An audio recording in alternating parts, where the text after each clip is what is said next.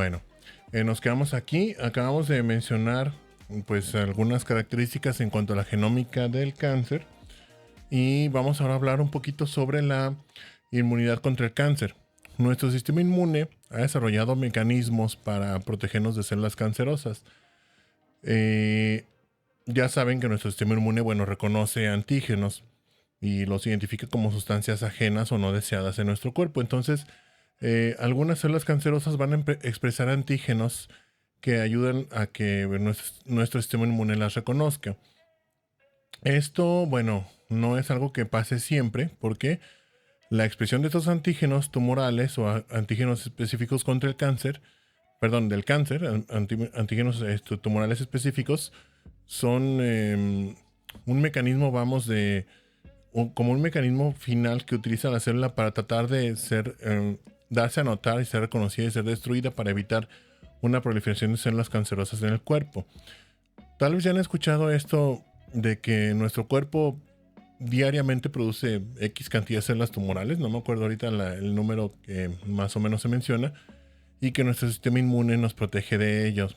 Esto es algo que realmente sí pasa, ¿sí? No es de que diario estemos produciendo células cancerosas, pero constantemente podemos estar produciendo en nuestros tejidos, sobre todo en los que hay más replicación celular, células que son potencialmente malignas.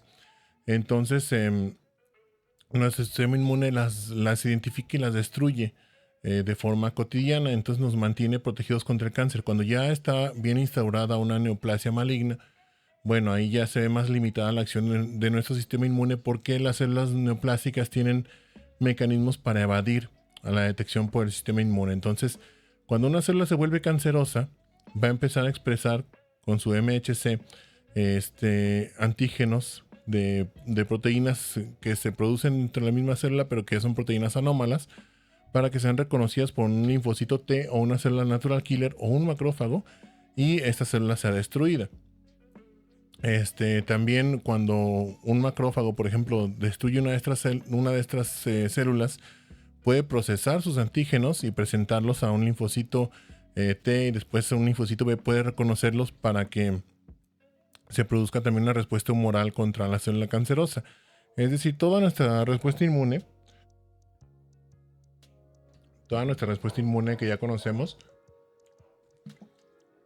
tanto la celular como la humoral de la inmunidad específica y la inmunidad innata, pueden reconocer estos antígenos y pues atacarlos. El problema es que las células cancerosas evaden también la respuesta inmune, ocultando muchas veces estos antígenos. Entonces, aunque cuando ya está un tumor establecido, es difícil que nuestro sistema inmune lo destruya por completo, sí nos ayuda la presencia de respuesta inflamatoria. Levantaron la mano, creo que fue Galilea, creo. ¿Alguien había levantado la mano, perdón, aquí en Meets?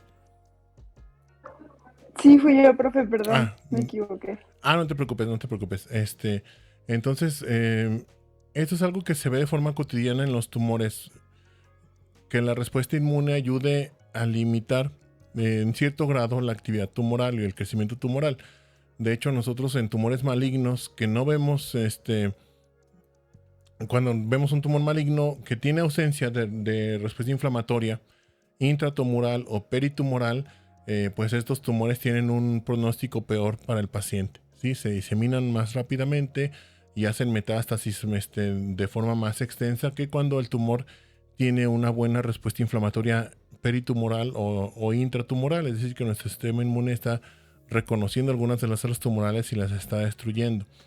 De hecho, hay algunos tratamientos que ahorita vamos a ver al final que ya ayudan a mejorar este paso de detección por el sistema inmune. ¿Se acuerdan que las inmunoglobulinas pueden servir como opsoninas?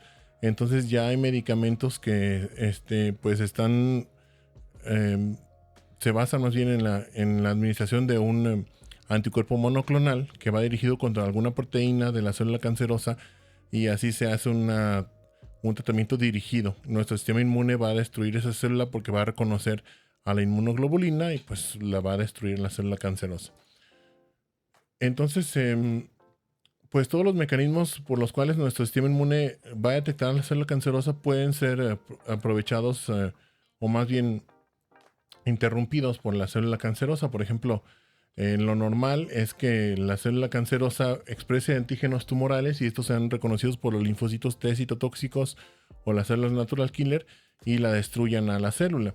Pero bueno, en ocasiones, cuando evaden la inmunidad, puede la célula cancerosa, por ejemplo, dejar de expresar los antígenos o de producir esos antígenos tumorales, o también causar mutaciones en el MHC clase 1, que es el que interactúa con los linfocitos T citotóxicos, para que no se pueda presentar ese antígeno. O una actividad que recientemente se descubrió hace unos cuantos años, no tanto, bueno, se descubrió esto, que algunas células cancerosas pueden inhibir incluso a los linfocitos mediante ligandos que van a hacer que el linfocito se desactive o incluso se muera por apoptosis, ¿sí? Entonces, estos ligandos, uno de los más conocidos es el PDL1, va a inactivar a los linfocitos. Cuando los linfocitos reconocen un antígeno tumoral, al mismo tiempo le mandan una señal de inactivación, entonces el linfocito se desactiva o puede incluso irse a apoptosis.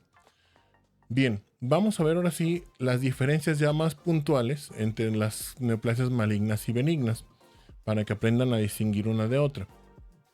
Vamos a dividir los hallazgos en características clínicas, macroscópicas, microscópicas y finalmente el inmunofenotipo de las neoplasias. Bueno, en cuanto a las características clínicas de las neoplasias benignas van a tener un crecimiento lento, no van a invadir tejidos adyacentes, es decir, que cuando las exploramos, si es que podemos palparlas directamente, se pueden movilizar, porque como no están ancladas a los tejidos, son desplazables de ese tejido donde están creciendo.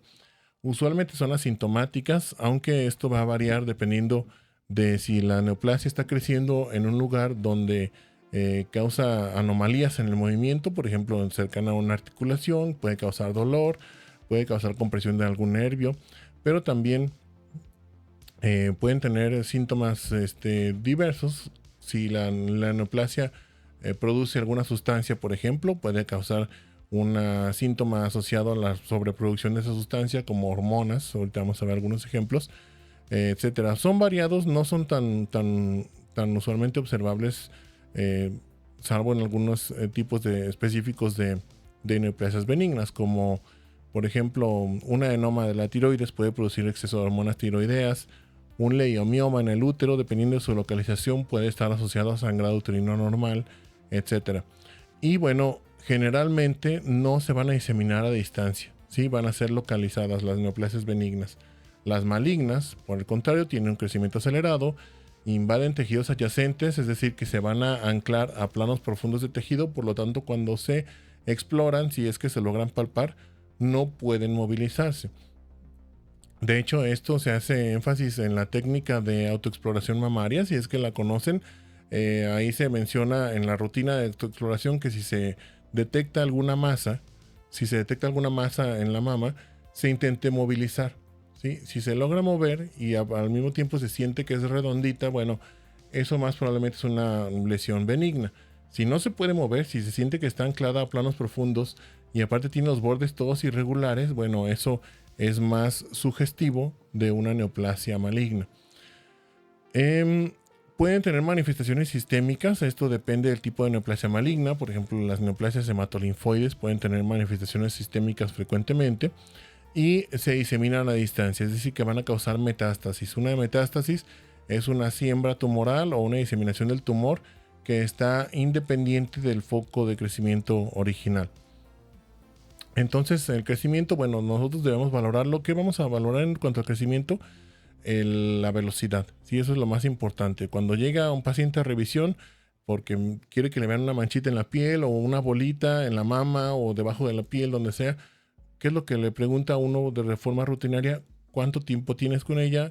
¿Hace cuánto te la detectaste? Y si has notado alguna diferencia en cuanto al tamaño. Si nos dicen, no, pues es que me la detecté hace 3 meses, pero estaba de la mitad del tamaño, bueno, eso ya es un crecimiento rápido, ¿sí? La localización también nos va a hablar del probable, la localización y el crecimiento nos pueden hablar del probable diagnóstico. Por ejemplo, en este caso, este paciente que tiene un sobrecrecimiento de ganglios del cuello, bueno, esto puede ser muy sugestivo de un linfoma. Pueden tener manifestaciones locales o sistémicas, por ejemplo, los leiomiomas, les dije, pueden ser causantes de sangrado uterino anormal porque van a interferir con el crecimiento normal del endometrio. Un tumor benigno que se desarrolla en la silla turca, como sería un adenoma hipoficiario, puede tener efectos severos o incluso manifestaciones ya mayores como la amaurosis, es decir, la ceguera, cuando crece mucho y comprime el quiasma óptico. La invasión local esa se determina mediante la exploración o mediante estudios de imagen. Una neoplasia benigna la vamos a palpar redondita y va a estar desanclada de los planos profundos, entonces es móvil. Una neoplasia maligna, como el cáncer de mama, tiende a mostrar bordes irregulares o a presentar bordes irregulares en la palpación y a estar anclado a planos profundos, por lo tanto no se va a poder movilizar. Puede causar también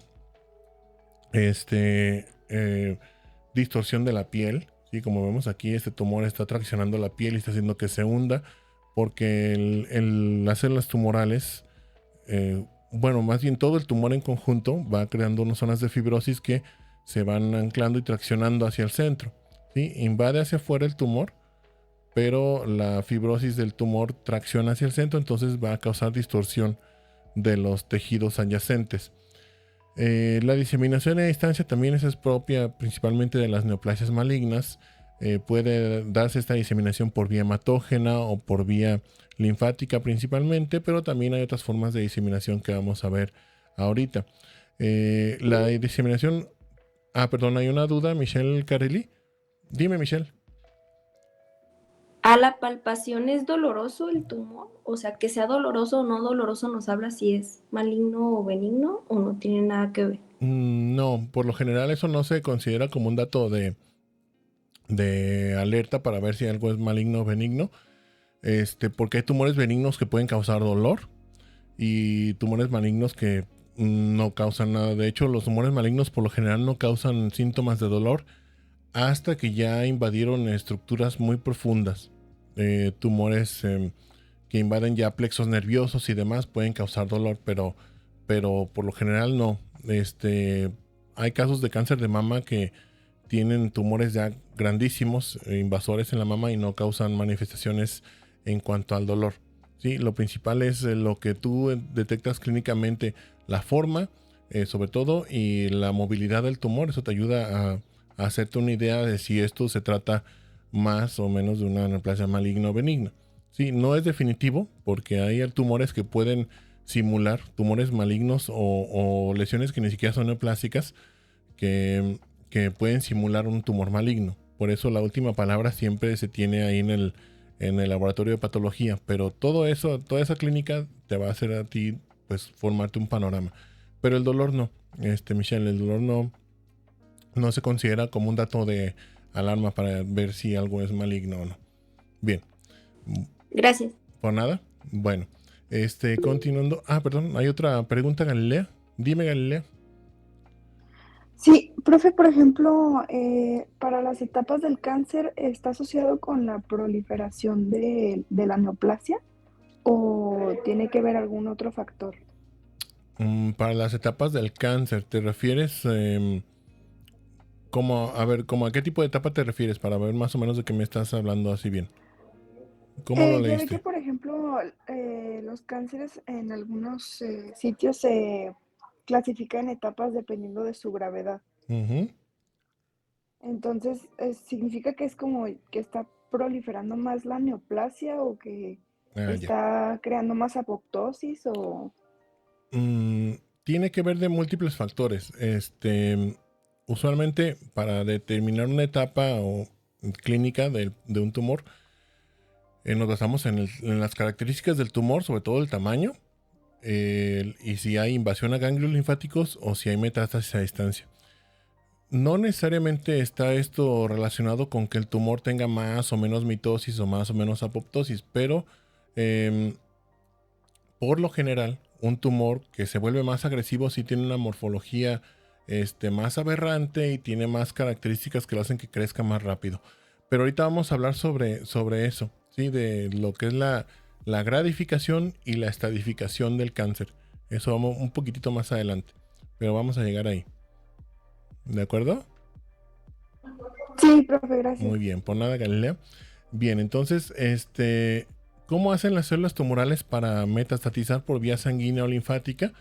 Dijimos que cuando ya tenemos un tumor formado, pues va a haber células que siguen evolucionando y adquieren otras características. Entonces, un grupo de estas células va a obtener las características necesarias para poder invadir el estroma y pues atravesar la pared de los vasos sanguíneos. Ahí nos va a formar un trombo tumoral que después va a viajar por la circulación cuando se convierte en un émbolo, es decir, que se separe de su sitio de origen y empieza a viajar, y donde se atore va a volver a crecer ese tumor, van a salirse las células del vaso sanguíneo y empezar a infiltrar el estroma, y así se nos va a formar una metástasis. Las metástasis por vía linfática y sanguínea no tienen la misma distribución. Las que se dan por vía linfática van a tener una diseminación más localizada. Sí, se van a los ganglios regionales, porque pues así es como está el drenaje linfático dispuesto. Entonces, hay ganglios que reciben el drenaje linfático de ciertos órganos o ciertas partes del cuerpo. Por ejemplo, los ganglios axilares reciben el drenaje linfático del brazo, pero también de la mama. ¿Sí? Entonces, la mayoría del drenaje linfático de la mama se va hacia la axila. Hay algunos ganglios aquí intercostales también en la línea paraesternal, pero son más pequeñitos y más profundos. Los que comúnmente se afectan son estos. Entonces, por eso cuando se hace una mastectomía, pues se retira toda la mama junto con los ganglios axilares para ver si había metástasis. En el cáncer de pulmón, los ganglios que se afectan más comúnmente son los del hilio pulmonar y los que están peribronquiales y peritraqueales, etcétera. Es una diseminación más organizada. ¿Y cómo buscamos nosotros el cáncer en los ganglios linfáticos? Pues las células cancerosas van a llegar siguiendo el trayecto del torrente linfático. Entonces entran por aquí, por los vasos aferentes, los vasos linfáticos aferentes, circulan por el seno subcapsular y después van hacia la médula. Entonces nosotros vamos a buscarlas principalmente aquí, en el seno subcapsular. Todas estas celulitas que se ven aquí más grandes, que estoy poniendo en color amarillo, son células neoplásicas en este ganglio que tiene una metástasis. Cuando ya son metástasis más grandes, bueno, vamos a ver infiltración hacia la médula del ganglio también. Este es un ganglio que tiene infiltración por melanoma. Todo ese pigmento que se ve café es pigmento melánico. Si nosotros nos acercamos, pues vemos ahora sí las células neoplásicas que están aquí creciendo dentro del ganglio, que son células muy grandes y que pues tienen algunas pigmento, ¿sí? Pigmento como estos cafés. Y pues todo lo demás que se ve aquí son linfocitos y células que pertenecen al parénquima linfoide. La diseminación por vía hematógena, esa es una diseminación que se va por lo general a una distancia mayor y no está organizada. O sea, puede brincar un tumor, por ejemplo, del colon hacia el hígado o hacia el pulmón o hacia el cerebro o al hueso, dependiendo de dónde se aloje ese émbolo que se desprendió del trombo tumoral.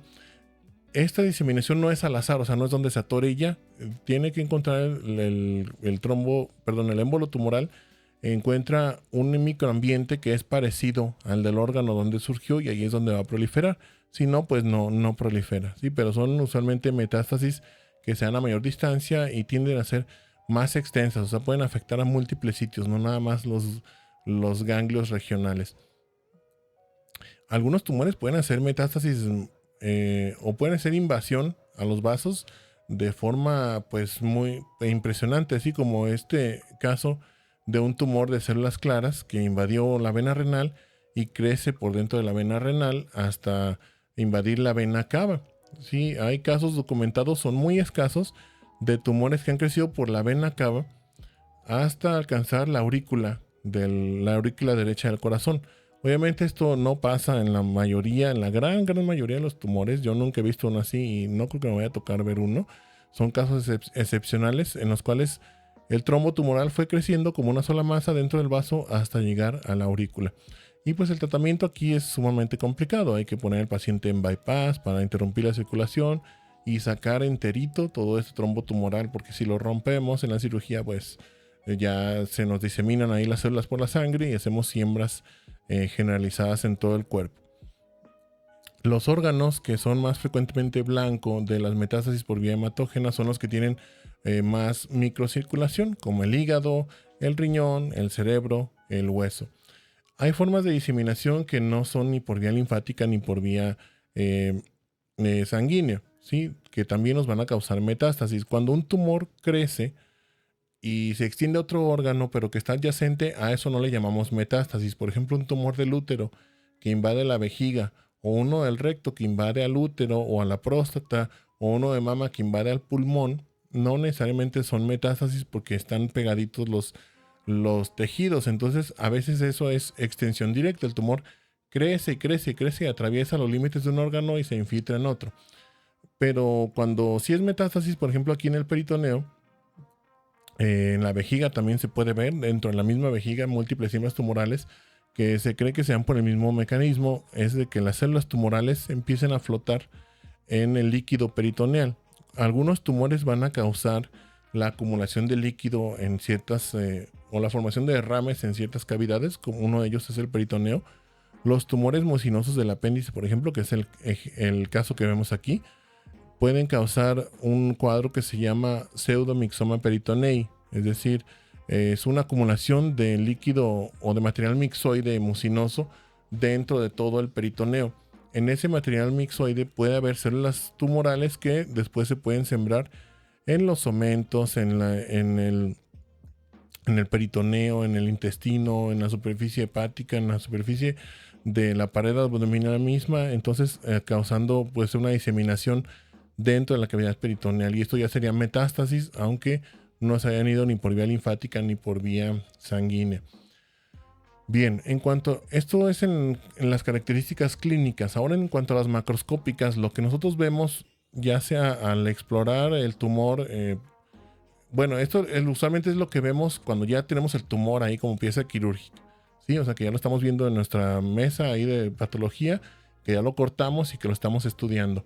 Para algunos tumores, el estudio macroscópico va a ser, por ejemplo, el estudio de dermatoscopía que hizo el dermatólogo cuando es un tumor de la piel, o la endoscopía que hizo el gastroenterólogo cuando es un tumor del tubo digestivo que no se extirpó por completo. Entonces, dependemos de esa descripción. ¿Cómo se ven usualmente las neoplasias benignas? Tienen forma ovoide o esférica, ¿sí? Son redonditas. Pueden estar a veces lobuladas, pero tienden a la redondez de todos modos. Están bien delimitados o encapsulados. Tienen un borde empujante, es decir, que no infiltran los tejidos adyacentes y por eso son móviles. Tienen consistencia homogénea, es decir, que a la palpación se van a sentir todos más o menos con la misma resistencia en el tejido. Un color homogéneo. El color no importa si es blanco, si es rosita, si es más amarillento, pero si es homogéneo, bueno, tiende a hablar más de algo benigno. Y sin cambios secundarios o con cambios secundarios muy poco frecuentes, como hemorragia o necrosis. Sí podemos ver en algunos tumores benignos, sobre todo si son muy grandes, algo de hemorragia y necrosis ocasional, pero no es lo común encontrar esto. Por el contrario, los tumores malignos, bueno, esos tienden a mostrar una forma irregular. En vez de verse redonditos, esos se ven más irregulares, con bordes espiculados, como los tumores de la mama, por ejemplo, y esto se da porque el tumor está infiltrando el tejido. Tienen una mala delimitación, los bordes están irregulares, es decir, que al palparlo, pues vamos a sentir bordes con espículas, infiltran los tejidos adyacentes, tienen cambios en la consistencia, van a tener zonas blandas, zonas duras, zonas muy induradas, incluso casi como pétreas, como si fuera una piedrita. Pueden mostrar cambios de coloración cuando ya los vemos al corte y tener cambios secundarios frecuentes como hemorragia o necrosis. Aquí vemos ejemplos de comparación de entre neoplasias benignas y malignas del mismo órgano. La de la izquierda es una neoplasia benigna de la mama, es un fibroadenoma. Si se fijan, este es un tumor que está bien redondito y que incluso se ve que está protruyendo, se ve como sobreelevado de la superficie del tejido mamario. Como no está anclado a los planos profundos de la mama, al tejido adyacente, al cortarlo, tiende a elevarse, a protruir. En cambio, el caso de la derecha es un carcinoma infiltrante de la mama. Si se fijan, el borde del tumor no está regular. Es un tumor que tiene una forma irregular con bordes de aspecto infiltrativo y no están bien delimitados los bordes. Sí, además de su forma irregular y sus bordes mal delimitados, este tumor se ve que está hundido hacia el centro. Está causando retracción del tejido hacia la parte central. Por eso causan distorsión de los tejidos adyacentes. Otro caso de tumores benignos, los vemos aquí redonditos, estos son leiomiomas con un color homogéneo y si los palpamos, bueno, tienen una consistencia también muy homogénea y estos están protruyendo, casi están saliendo solitos del útero, ¿sí? De la pared uterina. En cambio, un leiomiosarcoma, que es un tumor maligno del músculo liso, aparte de que, bueno, aquí fuera de que está causándonos invasión ya a la pared, o sea, estamos viendo aquí la masa tumoral principal, todo esto que estoy encerrando en verde, pero aquí ya vemos en color rosa un nodulito que se separó del tumor y está infiltrando la pared, o sea, ya tiene un crecimiento infiltrativo, no como los leiomiomas, aunque tienda a estar redondeado, pero lo que nos llama más la atención es que tiene muchos cambios de coloración, ¿sí? Tiene zonas que están de color rosa, otras zonas de color amarillo, otras zonas con aspecto hemorrágico, otras zonas más blanquecinas o grises, ¿sí? Etcétera. Entonces, cuando nosotros vemos los tumores como una paleta de colores que están con muchos cambios de coloración, bueno, eso también nos tiende a orientar más hacia un proceso maligno. Hay ciertos aspectos que se pueden ver muy, muy inocentes, como este de aquí. Esto no llama mucho la atención, es un tumor que se ve más o menos redondito y se ve de un color homogéneo. Pero lo que nos llama la atención a nosotros es cuando esto nos dicen que es un tejido y pues la imagen no corresponde para nada al tejido que estamos viendo. Esto se supone que es un ganglio linfático. En un ganglio linfático, cuando nosotros vemos esta transformación, es muy sugestiva de un linfoma. Los linfomas son neoplasias linfoides, malignas todas, que le dan al tejido un color así blanquecino, brillante, muy homogéneo, con aspecto, le llaman en los libros de patología de carne de pescado. Entonces, cuando nosotros vemos esto en un ganglio, que nos dicen, te mandé un ganglio de cuello y lo vemos así, bueno, aquí debemos pensar en linfoma en automático de tratar de descartarlo en el estudio al microscopio. Les dije que a veces en el estudio macroscópico no lo hacemos directamente nosotros, lo puede hacer el médico tratante, por ejemplo en las lesiones de piel. Si está abordándose una lesión sospechosa como esta de algo maligno, bueno, la descripción nos la va a dar el dermatólogo en este caso. Los criterios aquí van a variar un poquito. Ya hay para algunas neoplasias malignas criterios bien determinados. Para las lesiones estas pigmentadas de la piel sospechosas de melanoma está el famoso ABCDE, que vamos a repasar cuando hablemos de tumores de la piel. La A es la asimetría. ¿Sí? Esta lesión no es simétrica. Si nosotros trazamos un eje en cualquier dirección, vamos a ver que está completamente asimétrica esta lesión. La B son los bordes. ¿Sí? Hay zonas donde este tumor tiene bordes bien definidos, que están más o menos nítidos, como aquí, por ejemplo, como aquí abajo. Pero otras zonas donde el borde es difuso, como aquí en la parte superior, que nada más se va desvaneciendo poco a poquito. Entonces, ese es un borde que está irregular en cuanto a su forma, pero también no está nítido, sí está difuso. Eso es un dato de alarma. La C es el color. Aquí vemos un montón de tonalidades de color que no deben estar en las lesiones pigmentadas. Vemos aquí 1, 2, 3, 4, por lo menos 5 tonalidades de color café que van del más pálido al más oscuro, y pues esto ya es un dato de alarma. La D es el diámetro. Para las lesiones pigmentadas deben medir menos de 5 milímetros de forma ideal. Entonces esta pues si mide más, si por ejemplo esta mide aquí los 5 milímetros y en total nos mide unos 8, bueno, aquí ya es un dato de alarma también. Y la E es la evolución. ¿Qué ha pasado en el tiempo con esta lesión? Ha cambiado de color, ha crecido, ha empezado a dar síntomas como comezón o dolor, se ha empezado a despigmentar. Todo eso es un dato de alarma. Bien, antes de pasar a las características microscópicas, vamos a definir dos conceptos. Primero, la displasia. La displasia se traduce como un desacomodo o una desorganización de las células. Entonces, Puede ser una desorganización de que las células crezcan orientadas de forma anómala o haciendo estructuras anómalas. A eso le llamamos displasia arquitectural. Pero también que las células de forma individual tengan características que hacen que se parezcan cada vez menos a las células maduras normales. A eso le llamamos displasia citológica o también atipia citológica. ¿Sí? Entonces aquí estamos viendo un caso de displasia en el epitelio del ectocervix. El ectocervix está revestido por epitelio escamoso estratificado.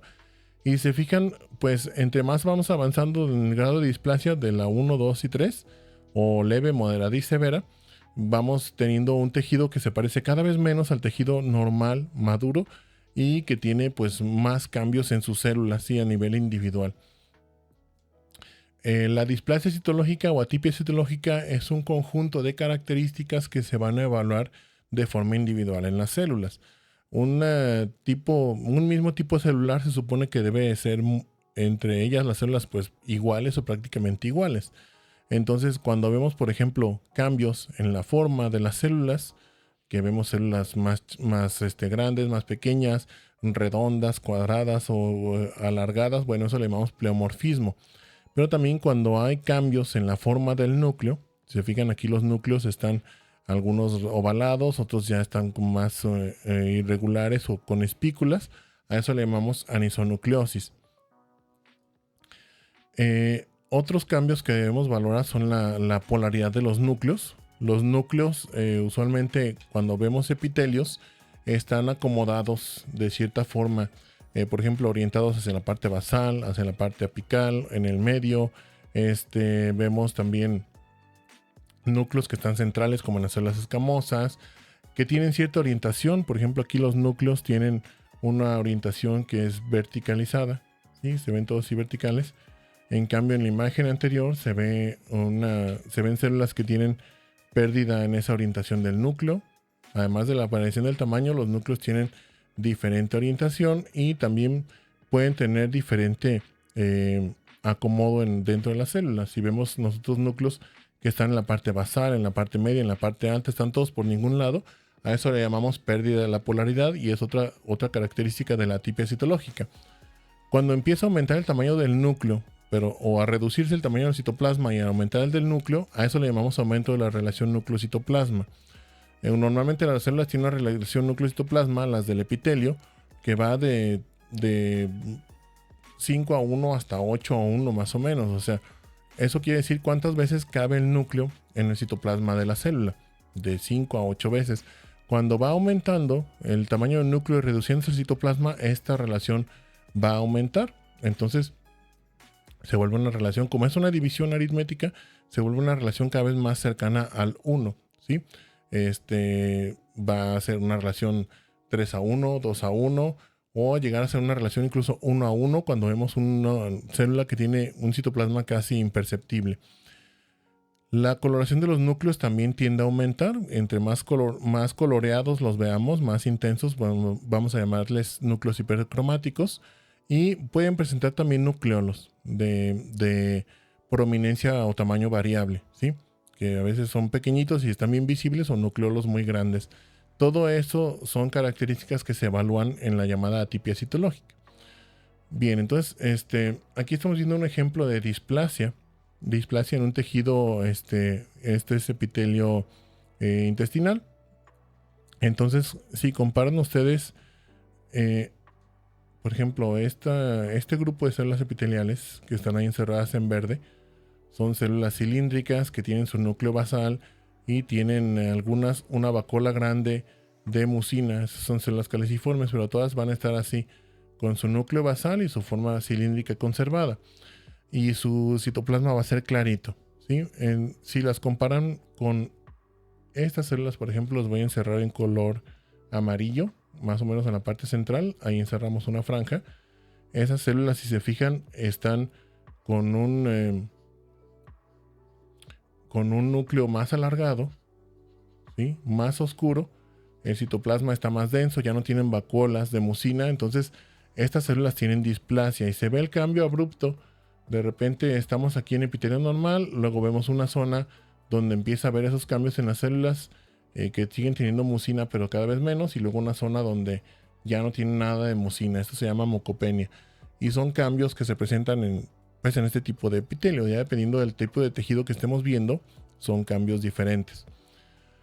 Las mitosis también es algo que debemos evaluar cuando estamos abordando en el microscopio una neoplasia.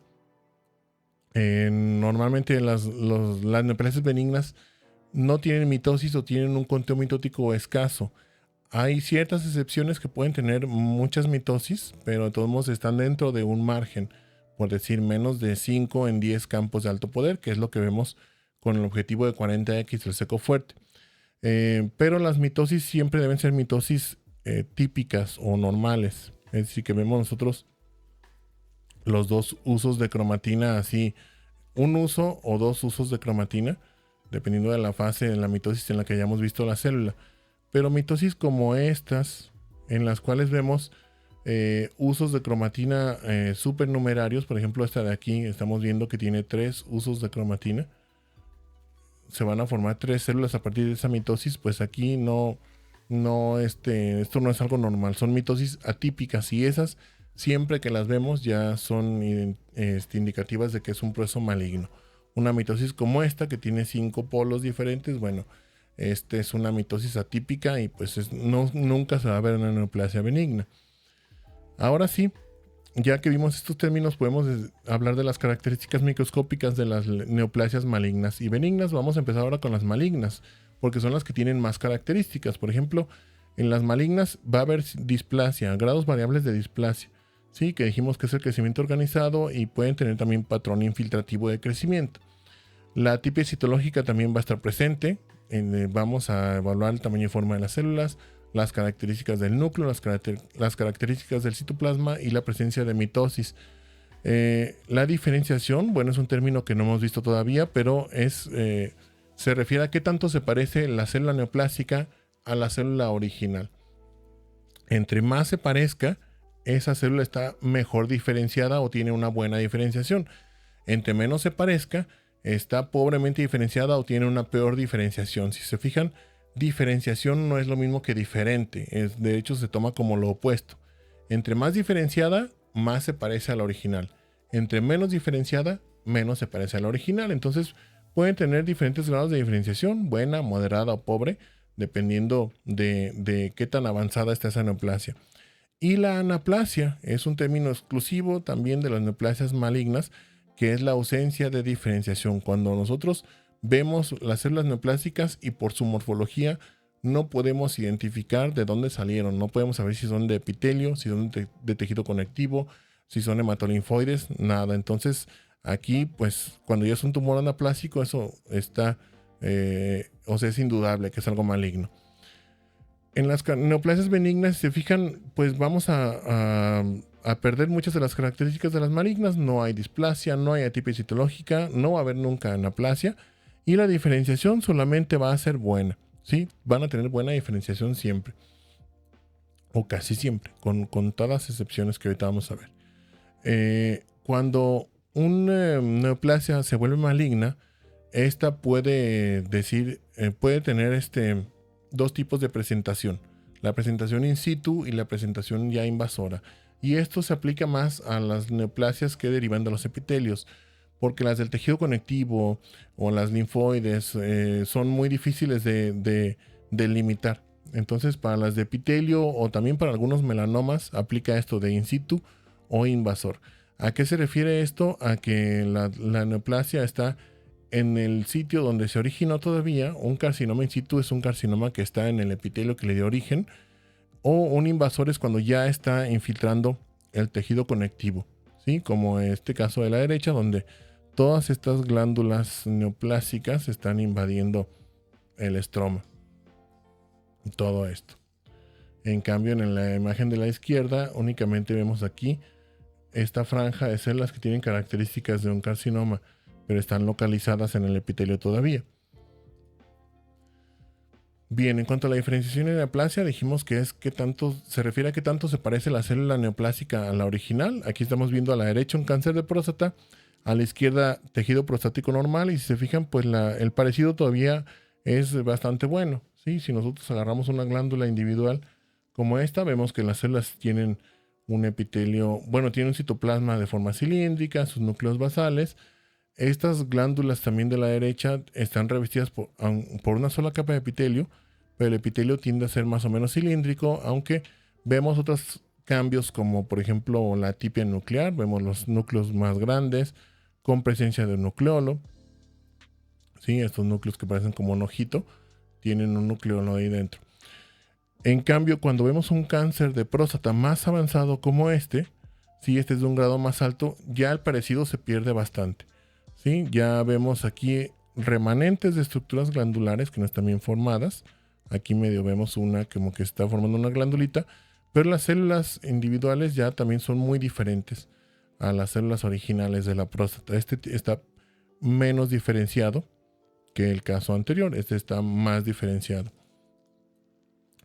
En tumores de músculo liso, por ejemplo, un leiomioma sería un tumor benigno y ese se ve idéntico al músculo liso normal, es el caso que estamos viendo aquí. En un leiomiosarcoma nosotros vamos a ver atipia citológica, vamos a ver núcleos con anisonucleosis, hipercromáticos, con muchas mitosis. Y en un tumor ya neoplásico como bueno, las células neoplásicas ya no se parecen a nada conocido, ¿sí? O sea, no parecen ni de epitelio, ni de estroma, ni de estirpe linfoide. Entonces, estos los tenemos que marcar siempre con inmunistoquímica para determinar su origen. Pero, ¿qué creen? Les decía que había algunas excepciones. Como dice el dicho, el león no es como lo pintan, ¿verdad? Entonces, hay algunas contadas excepciones en las cuales no nos vamos a poder fiar de forma precisa de lo que estamos viendo. Sí, necesitamos integrar más hallazgos. Por ejemplo, ¿quién me dice, o sea, al ver esta morfología celular, ¿en qué piensan? ¿En que esto sea una neoplasia benigna o maligna? Así con todo lo que ya vimos ahorita, ¿qué se les viene más a la mente? ¿Algo benigno o algo maligno?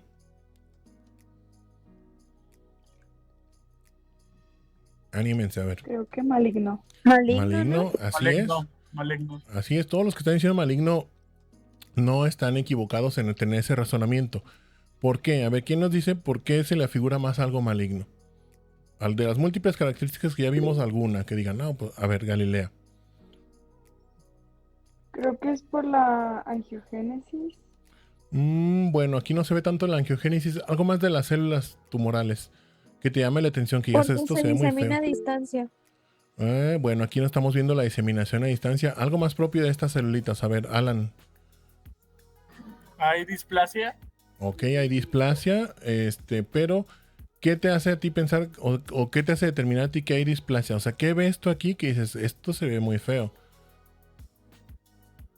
Lo más Hay evidente unas aquí. células más que otras.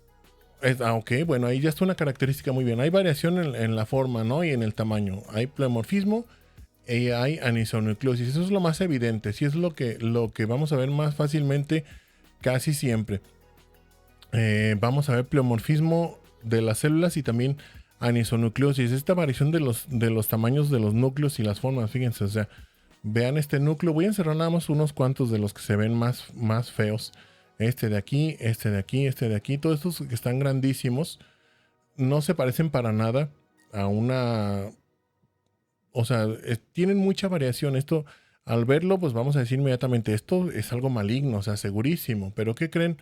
Nuevamente, regresándonos a esta imagen, el león no es como lo pintan. Esto lo vemos muy feo, pero resulta que es un tipo de leiomioma. ¿Sí? No son muy comunes. Búsquenlo, se llama leiomioma simplástico o de núcleos bizarros, también lo pueden encontrar así. Y es un hallazgo que podemos encontrar en algunos leiomiomas. Hagan de cuenta que este leiomioma de la izquierda, un pedacito de él puede tener esta morfología celular. Pero a fin de cuentas todo el conjunto se sigue comportando como un leiomioma. Por eso les dije que lo definitorio no son las características clínicas ni la morfología macro ni micro. Es el comportamiento biológico de las neoplasias, lo dijimos al principio.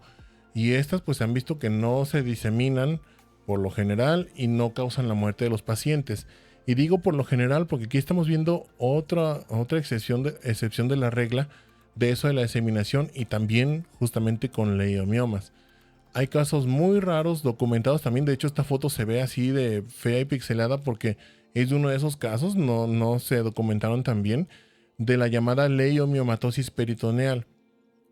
Aquí, por causas que se desconocen completamente, a los leiomiomas les dio de repente por salirse del útero y empezar a crecer en el peritoneo. Se cree que las células del leiomioma pueden de repente invadir un vasito sanguíneo y se van por ahí y se empiezan a diseminar igual que lo harían las de una neoplasia maligna. Pero donde empiezan a crecer, forman masas de lento crecimiento, bien redonditas que se pueden extirpar, entonces se siguen comportando como una neoplasia benigna. Al extirparlos o al disecarlos, todos los leiomiomas, aquí estamos viendo en la imagen C cómo están ya todos disecados de esa grasa peritoneal, y al cortarlos se ven igualitos que un leiomioma que estaría en el útero. Sí, entonces este es un caso excepcional, pero nada más para demostrarles que hay pues estas ocasiones donde las reglas no aplican de forma estricta.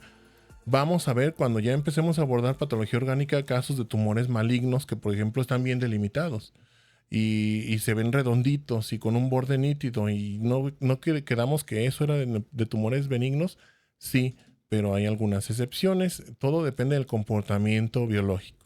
Sí, para que ustedes tengan esa apertura ahí de criterio de decir, bueno, ok, esto es lo que generalmente voy a ver en lo benigno, esto es lo que generalmente voy a ver en lo maligno, pero puede haber ocasiones donde no veo todo o veo alguna cosa que se me sale de la regla y de todo modo estoy viendo algo benigno o algo maligno. ¿Sí? Bien. Vamos a cerrar ya la plática de hoy hablando un poquito sobre los efectos del cáncer en el paciente y muy brevemente sobre el tratamiento y el diagnóstico integral. Sí, eso es rápido. Bueno, en el paciente el cáncer puede tener distintos efectos. Sí, efectos locales causados por el crecimiento tumoral, que van a ser compresión de tejidos, obstrucción de algunas vísceras, por ejemplo, un tumor del colon puede causar obstrucción, o del intestino sí puede causar obstrucción del tubo digestivo, destrucción tisular, hemorragia e infarto. ¿Sí? Entonces pueden causar daño en el tejido local o también en órganos adyacentes. Un tumor, por ejemplo, un tumor benigno del útero, un leiomema que esté muy grande, puede comprimir la vejiga y causar síntomas urinarios como poliuria, o disuria o infecciones de vías urinarias. Los tumores pueden tener también síntomas o efectos sistémicos. La caquexia tumoral es uno de ellos. Es ese síndrome consuntivo que vemos en los pacientes con cáncer. Cuando un paciente tiene cáncer, lo vemos de repente que empieza a perder peso, que empieza a estar más débil y demás. No es porque, bueno, se creía esto anteriormente, que era porque el cáncer le estaba quitando todos los nutrientes y eso. No pasa algo tan exagerado. Sí compiten las células cancerosas por nutrientes con nuestras células normales, pero esto se ha visto que está también favorecido por la producción de citocinas por parte de las células tumorales, que van a inducir anorexia y otros cambios también en el estado de ánimo del paciente que hacen que coma menos y pues empieza a consumirse.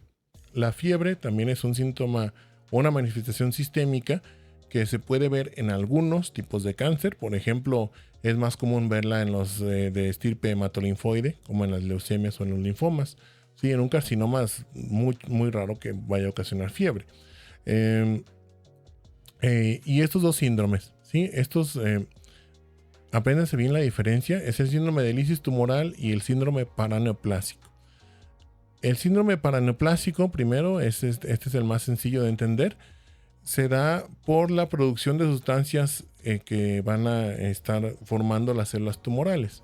¿Sí? Un tumor que esté formándome hormonas o que esté formando sustancias que alteran el metabolismo, esa alteración del metabolismo va a ser un síndrome paraneoplásico.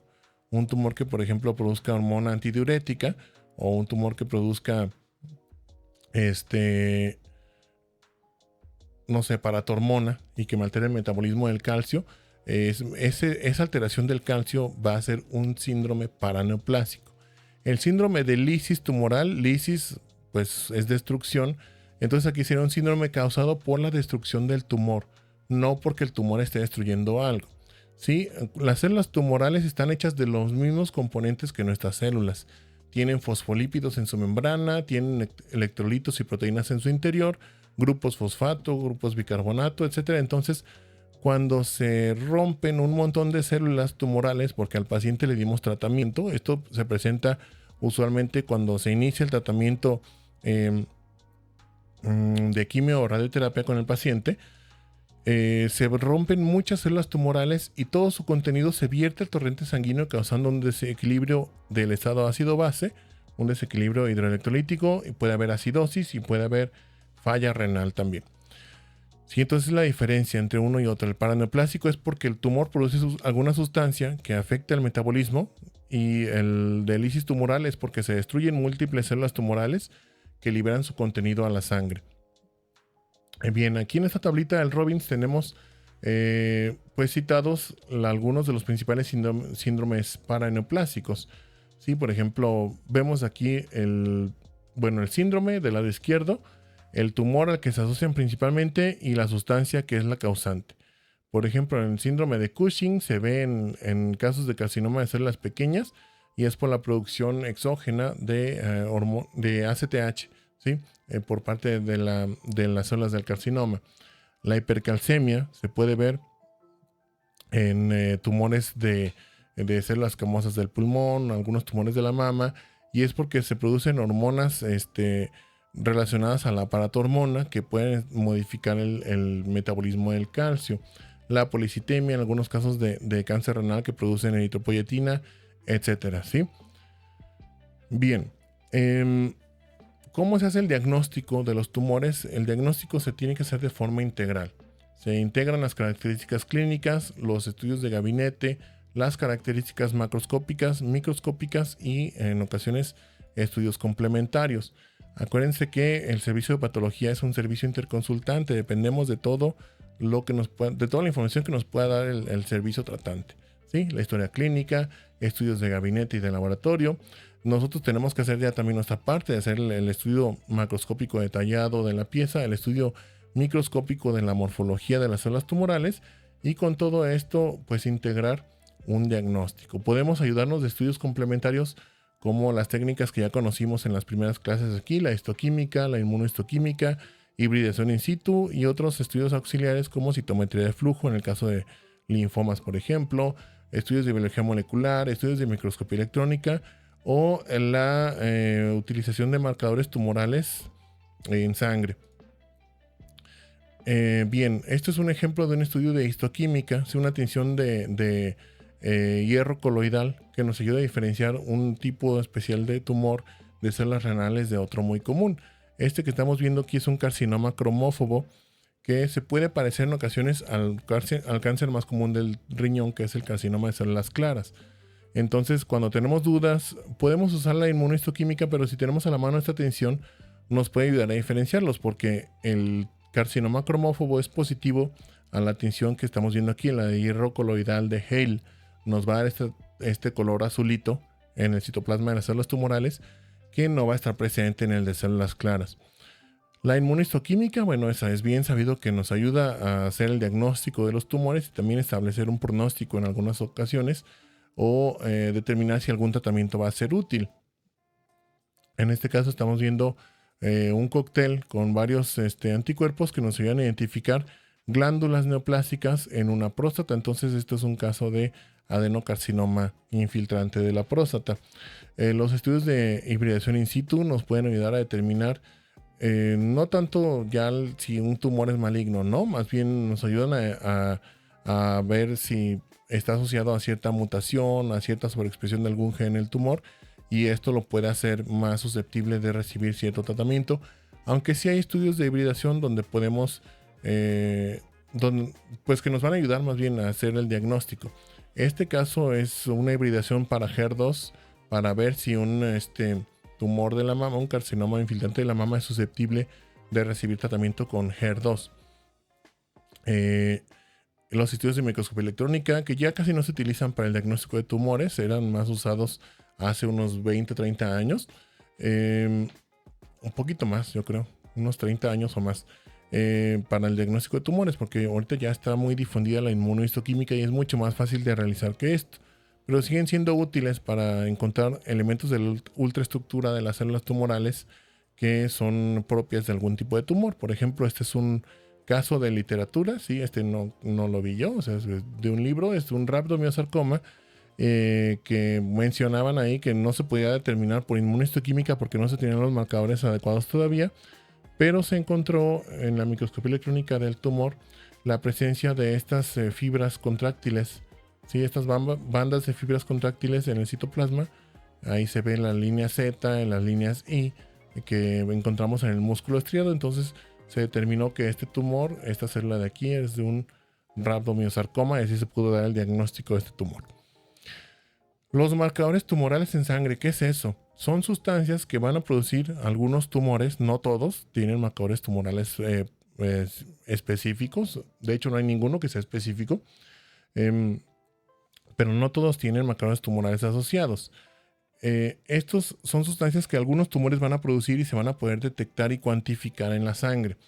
La forma incorrecta de utilizarlos es decir, tengo un tumor en el ovario, una masa en ovario, está elevado el CA125, entonces es un cáncer de ovario. Segurísimo, ahí está el diagnóstico. Así es como nos vamos a estar equivocando, como se pueden estar equivocando ustedes cuando ya estén en el área de práctica clínica de todo esto. La forma correcta de utilizarlos es, por ejemplo, ver si tengo un tumor sospechoso para cáncer de páncreas, por ejemplo. Tengo una masa en el páncreas, tomamos una biopsia de esa masa, en patología nos dicen que podría ser cáncer de páncreas, que a lo mejor la muestra no fue suficiente o no tiene una morfología muy característica, pero si yo digo, bueno, también está elevado el CA199, bueno, ahí ya se puede integrar más el diagnóstico. O marcadores tumorales como la alfa-fetoproteína, que se eleva en algunos casos de carcinoma hepatocelular, pero también en tumores de células germinales del testículo, como el tumor del saco vitelino. Entonces, cuando los pacientes tienen este tumor, bueno, la alfa-fetoproteína va a estar muy elevada. Al momento de hacer la resección, los niveles de alfa-fetoproteína van a caer de forma abrupta. Entonces, así se puede decir, el tratamiento quirúrgico fue exitoso. El tumor parece que no tenía metástasis porque no hay nada más que esté sosteniendo esos niveles de alfa-fetoproteína. Si después nosotros le damos seguimiento al paciente y resulta que vuelve a subir la alfa-fetoproteína, puede que tenga una recidiva del tumor, etcétera. Sí, la fosfatasa ácida prostática, el antígeno prostático específico, todo eso se puede utilizar, pero más bien para integrar un diagnóstico o para valorar la respuesta a tratamientos, como en el cáncer de próstata también, el antígeno prostático específico disminuye cuando el paciente recibe el tratamiento y responde, y puede volver a subir cuando el paciente tiene alguna recidiva de cáncer de próstata. Bien, en cuanto a la gradación y estadificación del cáncer, nosotros nos basamos en varias características. Para darle un grado histológico, esto es la gradación, es lo que vamos a decir, es de bien diferenciado, moderadamente diferenciado, pobremente diferenciado, o grado 1, 2 o 3. Nos vamos a fijar en qué tan diferenciado está el tumor. Tomamos en cuenta también aquí la actividad mitótica o el índice de proliferación. La actividad mitótica es qué tantas mitosis yo veo en el microscopio. El índice de proliferación es qué tanta positividad me dio para un marcador de inmunohistoquímica que me indique cuántas células están en ciclo celular, como el Ki67. Es un marcador de inmunohistoquímica que nos pinta todos los núcleos de las células que están en ciclo celular activo. Las características arquitecturales de las células tumorales, todo eso nos va a ayudar a establecer un grado histológico. Y estas características son variables, no son universales. O sea, dependiendo del tumor que estemos abordando, pues vamos a darle más peso, por ejemplo, a las mitosis o a la morfología en cuanto a la diferenciación, o a si están formando estructuras de cierto tipo, etcétera. La estadificación, que es de lo que preguntaban hace ratito, esto del estadio o la etapa clínica de un cáncer, esa se establece con el sistema TNM. El sistema TNM es un sistema que estableció en conjunto la Organización Mundial de la Salud y la JCC, que es el American Joint Committee on Cancer. Es una institución de Estados Unidos que se dedica pues al estudio de las neoplasias malignas. Entonces, TNM significa tamaño o tumor, ¿sí? Es la extensión del tumor. N es por nodos o nódulos linfáticos o ganglios linfáticos en español. Y la M es la presencia de metástasis. Entonces, nosotros vamos a evaluar características del tumor en cuanto a su tamaño principalmente, la extensión a ganglios linfáticos regionales y la presencia de metástasis, y con eso vamos a obtener un puntaje que después vamos a traducir nosotros a una etapa clínica. Esto varía de un tumor a otro, ¿sí? En tumores de mama, en tumores de colon, en tumores de hígado, lo que sea, tienen cada uno su TNM. Entonces ahí se integran todos los hallazgos del tamaño del tumor, tenía ganglios positivos o no, y tenía metástasis a distancia o no, y con eso vamos a establecer la etapa clínica de ese tumor. Y vamos a finalizar aquí como en 2 o 3 diapositivas hablando muy brevemente sobre la terapéutica oncológica, porque bueno, eso ya no es parte del territorio del patólogo, únicamente se las menciono brevemente para que la conozcan. Nosotros también debemos tener algo de conocimiento de esto, porque así sabemos mejor las implicaciones que tiene algún tipo de diagnóstico en particular. Hay muchos tipos de tratamientos contra el cáncer. Tenemos la cirugía, que sigue siendo la piedra angular del tratamiento para la mayoría de los cánceres, pero pues ya hay desde hace mucho tiempo quimioterapia, radioterapia, y desde hace ya yo creo que ya algunas décadas, un par de décadas, se empezó a manejar la inmunoterapia, y hay algunas otras terapias dirigidas contra ciertos tipos de tumores. Sí, por ejemplo, el bloqueo hormonal y demás que afectan a algunos tumores de la mama, de la próstata, por poner algunos ejemplos. Entonces, la cirugía pues es el tratamiento fundamental para la mayoría de los tumores. Hay que extirpar el tumor y el paciente queda así en lo que le llaman los cirujanos en R0, o sea que ya no tiene tumor. Sí, el paciente quedó libre. La quimioterapia y radioterapia son terapéuticas que están dirigidas hacia la destrucción de células que están en un ciclo celular activo, que es cuando son susceptibles de la actividad por estos medicamentos de la quimioterapia o por las radiaciones ionizantes. Entonces, esto pues son terapias muy agresivas que no están dirigidas contra las células cancerosas y tienen muchos efectos nocivos. Incluso pueden causar el surgimiento de más tumores, ¿sí? Tienen un efecto colateral así negativo o no deseado que pues puede predisponer a la formación de otros tumores de diferente estirpe o en otros órganos. La inmunoterapia es un tipo de tratamiento que es más dirigido son más actuales, entonces están dirigidos contra cierto tipo específico de células, como vamos a ver ahorita un ejemplo del cáncer de mama. Entonces dijimos, pues la cirugía sigue siendo el tratamiento de base para muchos tipos de cánceres. Si se quita el tumor, pues se elimina la enfermedad. La quimioterapia, esa pues administra fármacos que actúan a nivel sistémico, entonces va a tener muchos efectos diseminados. Son los más comunes o que ya conocemos la mayoría, pues en eso de la pérdida de peso, la caída del cabello y demás, porque acuérdense cuáles son las células que se están renovando constantemente, las de los epitelios. Entre ellas esas células están las del cabello justamente. Si nosotros le damos al paciente un medicamento que va a atacar a todas sus células